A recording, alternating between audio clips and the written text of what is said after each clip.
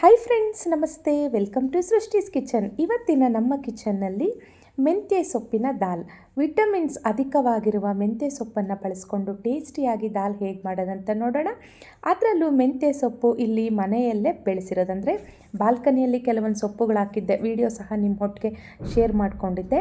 ಮೆಂತ್ಯ ಸೊಪ್ಪು ತುಂಬ ಚೆನ್ನಾಗಿ ಬಂದಿದೆ, ಈ ರೀತಿಯಾಗಿ ಎಳೆಯದಾಗಿದೆ. ಹಾಗಾಗಿ ನಾನು ಇದನ್ನು ತೆಗೆದು ಇವತ್ತು ಸಖತ್ ಟೇಸ್ಟಿಯಾಗಿ ಮೆಂತ್ಯ ಸೊಪ್ಪಿನ ದಾಲ್ ಮಾಡಿ ನಿಮಗೆ ತೋರಿಸ್ತಾ ಇದ್ದೀನಿ. ಇದರಲ್ಲಿ ಅರ್ಧ ಭಾಗ ಮಾತ್ರ ತೆಗೆದುಕೊಳ್ತಾ ಇದ್ದೀನಿ, ಯಾಕಂದರೆ ಇದು ಒಂದು 2 ಕಟ್ಟಾಗುವಷ್ಟಿದೆ. ಸೊ ಹಾಗಾಗಿ ಪೂರ್ತಿ ತೆಗೀಲಿಲ್ಲ. ಒಂದು ಅರ್ಧ ಭಾಗದಷ್ಟು, ಒಂದು ಚಿಕ್ಕದು ಒಂದು ಕಟ್ಟಾಗುವಷ್ಟು ಸೊಪ್ಪನ್ನು ತೆಗೆದುಕೊಂಡಿದ್ದೀನಿ. ನೋಡಿ ಎಷ್ಟು ಎಳೆಯಾಗಿದೆ ಅಲ್ವಾ.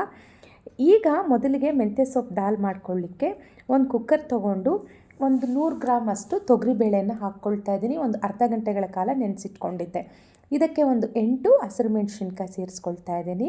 ಹಾಗೆಯೇ ಒಂದು ಅರ್ಧ ಭಾಗದಷ್ಟು ಈರುಳ್ಳಿ, ಆನಂತರ ಒಂದು 2 ಹೆಸಳು ಬೆಳ್ಳುಳ್ಳಿ. ಇದು ಮಾತ್ರ ತುಂಬ ದೊಡ್ಡದಾಗಿದೆ ಬೆಳ್ಳುಳ್ಳಿ ಹೆಸಳು, ಸೊ ಹಾಗಾಗಿ ಒಂದು ಹಾಕಿದ್ದೀನಿ.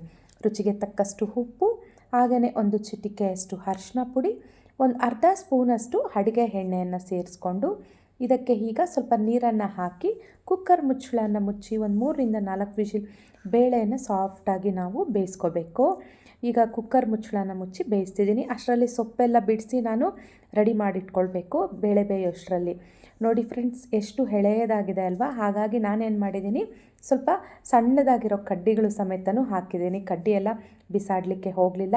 ಈ ರೀತಿ ಮನೆಯಲ್ಲಿ ನಾವೇ ಬೆಳೆದು ಮಾಡಿರೋ ಅಂಥದ್ದು ಸೊಪ್ಪಿನ ಸಾರು ಅಂದರೆ ಎಷ್ಟು ಖುಷಿ ಇರುತ್ತಲ್ವ.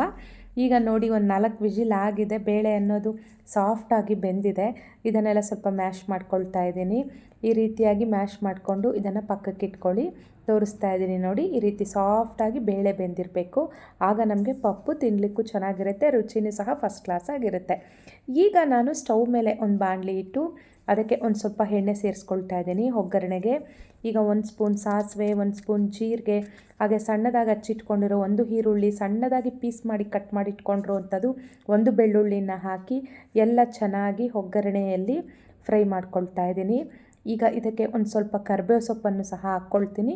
ಒಂದು 3 ಒಣಮೆಣಸಿನ್ಕಾಯಿ ಈ ರೀತಿ ಕಟ್ ಮಾಡಿಟ್ಕೊಂಡಿರೋವು ಸಹ ಹಾಕಿ ಇದನ್ನೆಲ್ಲ ಸ್ವಲ್ಪ ಚೆನ್ನಾಗಿ ಫ್ರೈ ಮಾಡ್ಕೊಳ್ತಾ ಇದ್ದೀನಿ.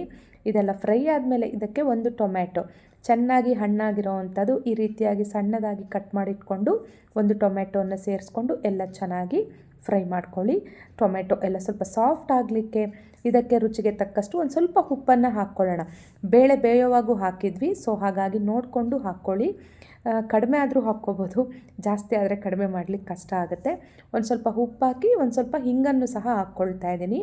ಈಗ ಟೊಮೆಟೊ ಸಾಫ್ಟ್ ಆಗೋವರೆಗೂ ಇದನ್ನು ಸ್ವಲ್ಪ ಚೆನ್ನಾಗಿ ಫ್ರೈ ಮಾಡಿಕೊಂಡು ಆನಂತರ ಸಣ್ಣದಾಗಿ ಹಚ್ಚಿಟ್ಕೊಂಡಿರೋ ಅಂಥ ಮೆಂತ್ಯ ಸೊಪ್ಪನ್ನು ಸೇರಿಸ್ಕೊಳ್ತಾ ಇದ್ದೀನಿ. ನಾನು ನೋಡಿ ಸಣ್ಣದಾಗಿರೋ ಅಂಥ ಎಳೆಯಾಗಿರೋ ಅಂಥ ಕಡ್ಡಿಗಳನ್ನು ಸಹ ಹಾಕ್ಬಿಟ್ಟಿದ್ದೀನಿ ನಾನಿಲ್ಲಿ.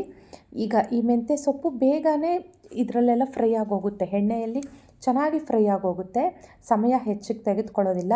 ನೋಡಿ ಈ ರೀತಿ ಆಗಲಿಕ್ಕೆ ಶುರುವಾದಾಗ ಈಗ ನಾವು ಬೇಯಿಸಿ ರೆಡಿ ಮಾಡಿಟ್ಕೊಂಡಿರೋ ಅಂಥ ತೊಗರಿ ಬೇಳೆಯನ್ನು ಇದಕ್ಕೆ ಹಾಕ್ಕೊಳ್ಳೋಣ. ತೊಗರಿಬೇಳೆಯನ್ನು ಇದಕ್ಕೆ ಒಗ್ಗರಣೆಗೆ ಸೇರಿಸ್ಕೊಂಡು ಈಗ ಅದೇ ಕುಕ್ಕರ್ಗೆ ಒಂದು ಸ್ವಲ್ಪ ನೀರನ್ನು ಹಾಕ್ಕೊಳ್ಳಿ. ನೀರು ನಿಮಗೆ ಪಪ್ಪು ಹೇಗೆ ಬೇಕು ಅನ್ನೋದ್ರ ಮೇಲೆ ಡಿಪೆಂಡು. ಇದು ಸ್ವಲ್ಪ ಗಟ್ಟಿ ಆಗಿರೋದು ಕೆಲವು ಜನ ಇಷ್ಟಪಡ್ತಾರೆ, ಮೀಡಿಯಮ್ ಆಗಿರ್ಲಿಕ್ಕೆ ಇಷ್ಟಪಡ್ತಾರೆ. ಸೊ ಹಾಗಾಗಿ ನೋಡಿಕೊಂಡು ನೀರನ್ನು ಹಾಕ್ಕೊಳ್ಳಿ. ನಾನು ಹೇಗೆ ಹಾಕ್ಕೊಂಡಿದ್ದೀನಿ ಅಂತ ಕನ್ಸಿಸ್ಟೆನ್ಸಿ ನಿಮಗೆ ತೋರಿಸ್ತಾ ಇದ್ದೀನಿ ನೋಡಿ. ಈ ರೀತಿಯಾಗಿ ನಾನೊಂದು 1/4 ಲೀಟ್ರಷ್ಟು ನೀರನ್ನು ಹಾಕಿದ್ದೀನಿ, ಹೆಚ್ಚಿಗೆ ಹಾಕಿಲ್ಲ. ಈಗ ಉಪ್ಪು ಖಾರ ಎಲ್ಲ ಒಮ್ಮೆ ಚೆಕ್ ಮಾಡ್ಕೊಳ್ಳಿ. ಈಗ ಇದಕ್ಕೆ ಸ್ವಲ್ಪ ಹುಣಸೆ ಹಣ್ಣಿನ ರಸವನ್ನು ಸಹ ಹಾಕ್ಕೊಳ್ತಾ ಇದ್ದೀನಿ.